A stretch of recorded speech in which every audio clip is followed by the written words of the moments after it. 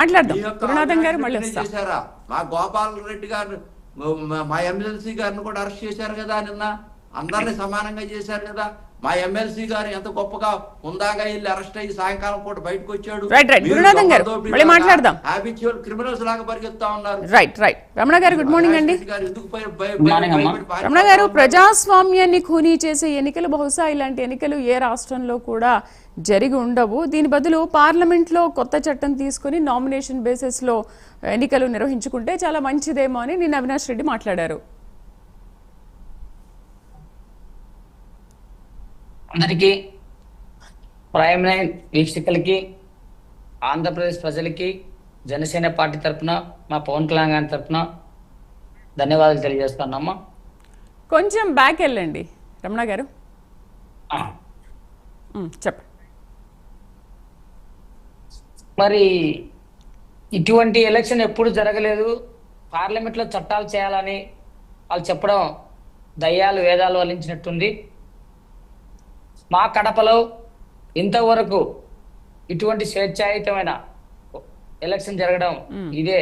అంటే స్పెసిఫిక్గా గౌరవ మాజీ ముఖ్యమంత్రి జగన్మోహన్ రెడ్డి గారి స్వయాన పులివెందుల నియోజకవర్గం, అందులో పులివెందుల జెడ్పీటీసీ అంటే ఆయనకు దగ్గరగా ఉన్నటువంటి మండలం, దాంట్లో కూడా ఈరోజు ప్రజలు వచ్చి స్వేచ్ఛాయుతంగా వాళ్ళు ఓటు హక్కు వినియోగించుకున్నారంటే నిజంగా ప్రజాస్వామ్యం ఇప్పుడే దాన్ని న్యాయం చేస్తా ఉన్నాం. ప్రజలకు స్వేచ్ఛా వాయువులతో ఓటేసుకున్నారు.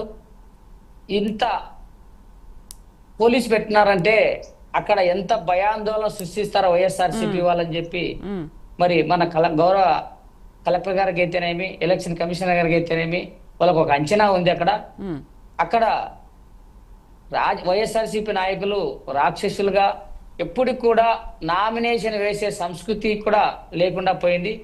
ఈరోజు కూటమి ప్రభుత్వం గౌరవ ముఖ్యమంత్రి వర్లు అయితేనేమి, గౌరవ ఉప ముఖ్యమంత్రులు పవన్ కళ్యాణ్ గారు అయితేనేమి, మరి నారా లోకేష్ గారు అయితేనేమి కూటమి ప్రభుత్వాన్ని భారతదేశ అభివృద్ధి పదంగా తీసుకెళ్లాలని చూస్తున్నారే తప్ప అప్రజాస్వామ్యంగా నిజంగా వాళ్ళు ప్రవర్తించాలనుకుంటే వాళ్ళు వైఎస్ఆర్సీపీ అధికారంలో ఉన్నప్పుడు అచ్చెన్నాయుడు గారిని ఏ విధంగా చేశారు, రఘురామ కృష్ణరాజును ఏ విధంగా ఇబ్బంది పెట్టారు, మరి సాక్షాత్తు మాజీ ముఖ్యమంత్రి చంద్రబాబు నాయుడు గారిని మరి అకారణంగా జైలు తీసుకునే పరిస్థితి మనం చూసాం.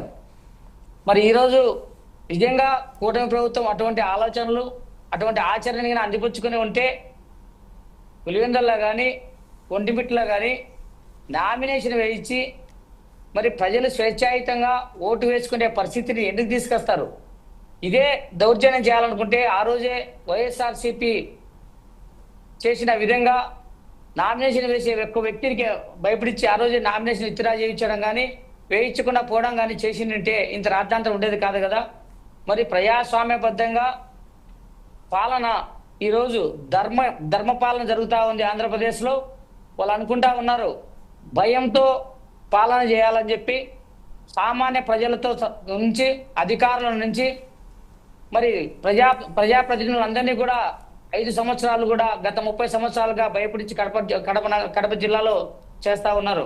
నిన్న మేము ఒంటిమిట్ట జెడ్పీటీసీ చూసాం. ఒంటిమిట్ట జెడ్పీటీసీలో అధికారంలో కూటమి ప్రభుత్వం ఉందా, వైఎస్ఆర్సీపీ ఉందా అని తలపించేలా పోలింగ్ బూత్లలో బోల్ట్లు పెట్టుకొని అక్కడికి వచ్చిన అధికారులను కానీ అక్కడికి వచ్చిన పోలీసులను కానీ భయపడిచ్చి ఓట్లు వాళ్ళు రిగ్గింగ్ చేసుకుంటా ఉంటే మా రాజంపేట పార్లమెంట్ అధ్యక్షులు మా అతిఆర్ కృష్ణ గారు పదే కూడా ఎక్కడా కానీ పోలీస్ వ్యవస్థ ఎంత బాగా పనిచేస్తా ఉందంటే మమ్మల్ని కూడా మా మా మా మా రాజంపేట పార్లమెంట్ అధికారి కృష్ణ గారిని జనరల్ ఏజెంట్గా ఇచ్చారు. ఆయన్ని కూడా బూతుల దగ్గర ఎంత కట్టుదిట్టం చేశారంటే అంత కట్టుదిట్టం చేశారు. కానీ వీళ్ళు అక్కడ నిలబడినటువంటి ఇరగరెడ్డి సుబ్బారెడ్డి గారు అక్కడ బూతుల ఏజెంట్ల దగ్గరికి కానీ అక్కడ ప్రజల దగ్గరికి కానీ మళ్ళా మేము వస్తాం, మీ కథ తెలుస్తాం, సాయంత్రం అయిన తర్వాత మీ కథ ఉందని చెప్పి భయపడిచిన తర్వాత ఆ పరిస్థితులను గౌరవ రాష్ట్ర మంత్రివర్యులు రాంప్రసాద్ తీసుకుపోయినప్పుడు అప్పుడు మాత్రమే ఆయన విధిలేని పరిస్థితుల్లో మరి అధికారంలో ఉండి కూడా ప్రజాస్వామ్యబద్ధంగా ఈ ఎలక్షన్ జరుగుతూ ఉంటే వీళ్ళ ఆగడాలు ఇప్పటికీ ఇంకా చాలేదు. ప్రజలు భయాందోళనతో ఉన్నారు. అక్కడ ఏజెంట్లు కానీ అక్కడ అధికారులు కానీ భయోత్పాతంలో ఉన్నారని చెప్పి ఆయన రావడం జరిగింది. అందరికీ అక్కడ ఉన్నటువంటి కార్యవర్గానికి అయితేనేమి, మా ఒక అధికారులకైతేనేమి, పోలీసు అందరికి కూడా ధైర్యం చెప్పి ఆయన అన్ని బూతులలో మరి చిన్న కొత్తపల్లికి పోవడం జరిగింది. అక్కడ కూడా ఇరగంరెడ్డి సుబ్బారెడ్డి గారు ఎదురు పడితే కూడా అయ్యా గౌరవంగా ప్రజాస్వామ్యబద్ధంగా ఎలక్షన్ జరుపుకున్నాం, దయచేసి దౌర్జన్యాలు ఆపండి, ప్రజలకు సేవ చేసి ప్రజల పక్షాన నిలబడేదానికి మీరు ప్రయత్నం చేయండి, అంతే తప్ప ప్రజలను భయపడిచ్చి అధికారులను భయపడిచ్చి ఎక్కడి నుంచో వచ్చి ఇక్కడ ఎక్సెంట్ డ్యూటీ చేస్తా ఉన్నారు. వాళ్ళు ఈ అధికారులు భయపడతా ఉన్నారు. మీరు ఇటువంటి పరిస్థితులు చేస్తే మాత్రం నేను కన్నెర చేస్తే మీరు ఉండేవాళ్ళు కాదు.